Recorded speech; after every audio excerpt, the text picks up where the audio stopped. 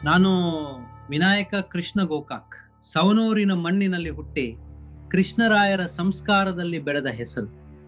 ನನ್ನ ತಂದೆ ಕೃಷ್ಣರಾಯರು ನ್ಯಾಯದ ದಾರಿಯಲ್ಲಿ ನಡೆದ ವಕೀಲರು. ನನ್ನ ತಾಯಿ ಮಮತೆಯಲ್ಲಿ ಜ್ಞಾನ, ಶಿಸ್ತು, ಮೌಲ್ಯಗಳ ಬೀಜ ಬಿತ್ತಿದವರು.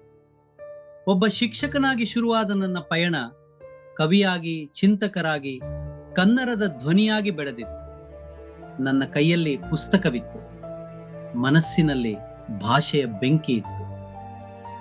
ಧಾರವಾಡದ ದಾರಿಗಳಲ್ಲಿ ಕಲಿತೆ, ಆಕ್ಸ್ಫರ್ಡ್ನ ಅಂಗಳದಲ್ಲಿ ಭಾರತವನ್ನು ತೋರಿಸಿದೆ. ಇಂಗ್ಲಿಷ್ ಸಾಹಿತ್ಯದಲ್ಲಿ ಪ್ರಥಮ ದರ್ಜೆ ಪಡೆದ ಮೊದಲ ಭಾರತೀಯನೆಂಬ ಗೌರವ. ಆದರೂ ನನ್ನ ಹೃದಯ ಬಡಿದದ್ದು ಕನ್ನಡಕ್ಕಾಗಿ.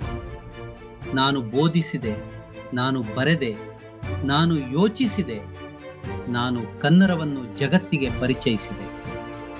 ನನ್ನ ಪದಗಳು ಕೇವಲ ಅಕ್ಷರಗಳಲ್ಲ, ಅವು ಯುಗಗಳನ್ನು ಕದಲಿಸಿದ ಚಿಂತನೆಗಳು.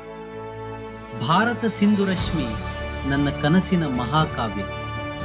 ನನ್ನ ಬರಹಗಳಲ್ಲಿ ಭಾರತವೂ ಇತ್ತು, ಕನ್ನಡದ ಆತ್ಮವೂ ಇತ್ತು. ಪದ್ಮಶ್ರೀ ನನ್ನ ಸೇವೆಗೆ ಸಿಕ್ಕ ಗೌರವ, ಸಾಹಿತ್ಯ ಅಕಾಡೆಮಿ ನನ್ನ ಪದಗಳಿಗೆ ಸಿಕ್ಕ ಮನ್ನಣೆ, ಜ್ಞಾನಪೀಠ ನನ್ನ ಹೆಸರಿಗೆ ಬಂದ ಶಿಖರ.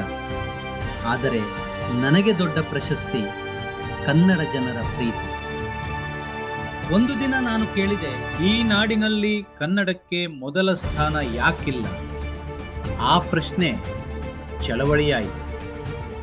ನನ್ನ ವರದಿ ಜನರ ಘೋಷವಾಯಿತು.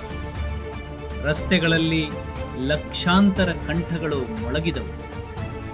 ಕನ್ನಡಕ್ಕೆ ನ್ಯಾಯ ಬೇಕು. ಅದು ಕೇವಲ ಹೋರಾಟವಲ್ಲ, ಒಂದು ನಾಡಿನ ಆತ್ಮ ಜಾಗೃತಿ. ನಾನು ಕೇವಲ ಕವಿಯಲ್ಲ, ನಾನು ಭಾಷೆಗೆ ಬೆನ್ನೆಲುಬಾದ ಧ್ವನಿ. ನಾನು ಕೇವಲ ಪ್ರಾಧ್ಯಾಪಕ ಅಲ್ಲ, ನಾನು ತಲೆಮಾರುಗಳನ್ನು ಎಬ್ಬಿಸಿದ ಜಾಗೃತಿ. ನನ್ನ ಹೆಸರು ಗೋಕಾಕ್, ನನ್ನ ಉಸಿರು ಕನ್ನಡ, ನನ್ನ ಜೀವನ ಕನ್ನಡಿಗರ ಗೌರವ.